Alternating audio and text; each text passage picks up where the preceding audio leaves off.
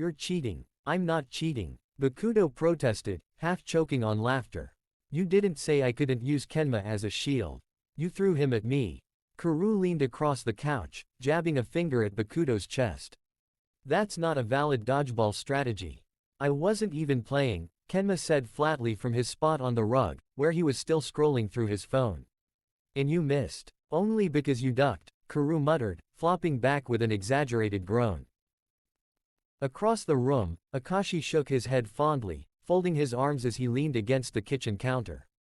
You three have the emotional maturity of middle schoolers. Kuru shot him a grin. You didn't mind when Ko acted like a 12-year-old in the shower last night. Akashi arched a brow. That's a different kind of immaturity. Gross. Bakuto barked a laugh, grabbing a throw pillow and chucking it across the room. Kenma, you're the one who walked in without knocking. I live here, Kenma replied simply. I refuse to knock on my own bathroom door just because you can't keep your hands to yourselves. Akashi was smiling now, even as he tried to hide it behind his mug. Maybe we should schedule showers like normal people. Where's the fun in that? Kuru asked, stretching lazily. Chaos keeps the relationship fresh. Yeah, Bakuto grinned, slinging an arm around Akashi as he passed behind him. That's why we have 4 toothbrushes and only 1 sock drawer. You're the only one who uses the sock drawer, Kenma muttered. Bakuto looked affronted. You guys are monsters. Akashi leaned into him slightly, a small but affectionate gesture. Kuru's heart swelled at the sight. This was what he loved most about living together. It was messy and loud and sometimes too much, but it was them. 4 puzzle pieces that didn't seem like they should fit, but somehow locked together perfectly. He felt wanted here, needed. He'd never imagined himself in a poly relationship before, hadn't even considered it until Akashi brought it up gently, months after his and Bakuto's long-standing relationship had opened up to include Kenma. Kuru had been the last to join, and at first, he wasn't sure he'd stay. But they made room for him. Not out of obligation, because they wanted him. Akashi had looked at him with such clear certainty when they talked about it, and Bakuto had nearly vibrated with excitement at the idea. Kenma didn't say much, but the day he curled up beside Kuru on the couch and dropped his head on his shoulder, Kuru knew he was welcome. And tonight, more than any night, he felt solid. Secure. It was only later, after the others had turned in for the night, that Kuru passed through the hallway to get some water and heard Akashi's voice. The words were soft, too soft, but the hallway echoed everything a little too clearly.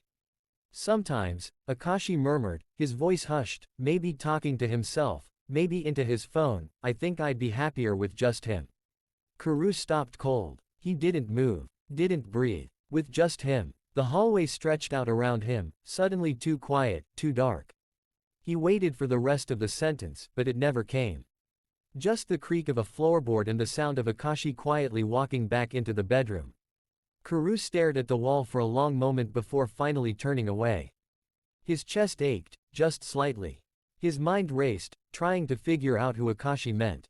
Bakuto. Kenma. Probably Bakuto. They'd been together the longest. And he'd never heard Akashi sound so tired before. Maybe he's just worn out, Kuru told himself. Maybe it wasn't about the relationship at all. But that sentence looped in his head again and again. I'd be happier with just him. He didn't sleep that night. The next morning was unusually quiet. Kuru stood at the kitchen sink, watching the coffee drip slowly into the pot. He didn't look up when Akashi patted in behind him. Morning, Akashi said softly, voice still sleep-warm. Kuru nodded. Hey. The one-word reply wasn't abnormal, but something in his tone was off. Akashi frowned a little and moved closer. Did you sleep all right? Yeah, Kuru lied. A beat of silence. Then Bakuto crashed in, barefoot and shirtless, looking far too awake for 8:30 a.m. I'm making omelets. Who wants mushrooms and who wants to be wrong? Kenma followed behind him a moment later, hoodie up, carrying a controller. You sound like a cartoon chef on drugs. I'll take mushrooms, Akashi said, hiding a smile. Tetsu. Kuru glanced over and shook his head. Not hungry. That made all 3 of them pause. Even Kenma looked up. You always eat breakfast. I've got a few emails to answer. Kuru said quickly, heading for the hallway. He didn't look at Akashi when he passed. Akashi found him later in their shared office, typing something half-heartedly on his laptop. "You've been weird since last night," Akashi said plainly, leaning against the doorframe. "Did I do something?" Kuru hesitated. His fingers froze over the keys. "No," he said. "It's not you." "Then what is it?" Kuru forced a smile. "Just tired." Akashi wasn't buying it. He stepped in, closing the door behind him. "Tetsuro." The way he said his name, gently, but firm, usually made Kuru soften. But today, it tightened something in his chest. "I said I'm fine," he muttered, eyes dropping to his screen again. "Just give me some space." Akashi stood there for a long moment, watching him. Then he nodded and turned away, his face unreadable. Later that night, when Kenma and Bakudo were cleaning up after dinner, Bakudo finally asked the question that had been on his mind all day. "Something's off with Tetsuro." Kenma didn't look up from stacking dishes. "Yeah, Keiji knows it too. You think it's work?" "No," Kenma said quietly.